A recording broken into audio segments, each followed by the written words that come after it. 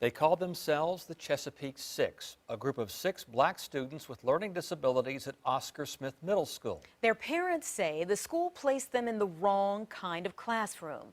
The parents are telling investigative reporter Chris Horne that it has psychologically damaged their sons, and the teacher says numerous regulations were broken. The boys were all 6th graders with special needs last year at Oscar Smith Middle School. They ended up in the most restrictive setting possible in a mainstream school, even though their education plans didn't call for it. The school had just hired Imani Hill as a special ed teacher back in January. Her class, only those 6 special needs boys, in what's known as a self-contained setting. But Hill says the students were designated for general education by their IEP, or Individualized Education Plan. An IEP is pretty much like a roadmap for a child with special needs. The parents say the self-contained setting took a psychological toll as the 6 boys felt more and more isolated. And I had one of the parents call me crying. My son wants to kill himself. He don't want to go back to school. He feels like he's isolated. That broke me right there. That was Lakeisha Moy's son, John Tay, who she says was mocked by students from the general education class where her son should have been.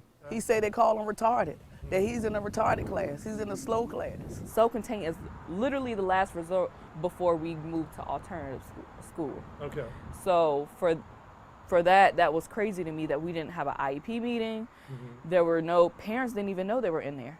And that was a self-contained class, but they kept telling me he was in regular ed classes. I wasn't aware of it at all. I didn't know that he was in a self-contained class. All right. Would you have approved that? No, I wouldn't have. An attorney not connected to the case says if the allegations are true, they would violate both Virginia and federal laws. That's something that the parents should be informed about in an IEP meeting, and the parents should have a right to consent to that change or not. Through their advocate, the parents have notified state and federal education authorities of their complaint. Hill said she wanted to check the boys' educational and psychological profiles. A lot of them didn't have evaluations since they were 6 years old. They're 12, 13 years old now. That's outdated data. You can't use that. The parents point to inaccuracies in the IEPs, one listing that a student had asthma, which he did not. In a statement, Chesapeake School Superintendent Jared Cotton said he would not comment on any student-specific matters. Likewise, we work to protect the confidential information of our employees and former employees.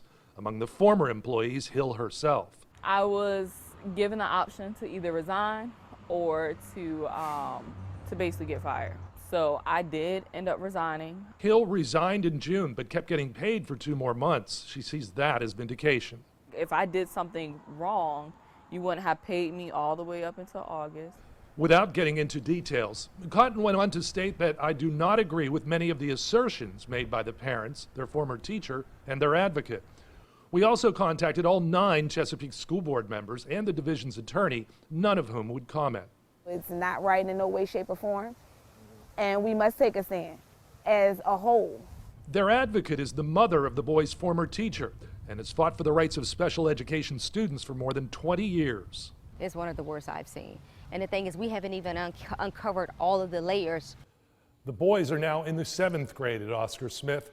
Their parents are in the process of getting an attorney, and we have the full response from the Chesapeake School Division on WAVY.com. Chris Horne, 10 on your side.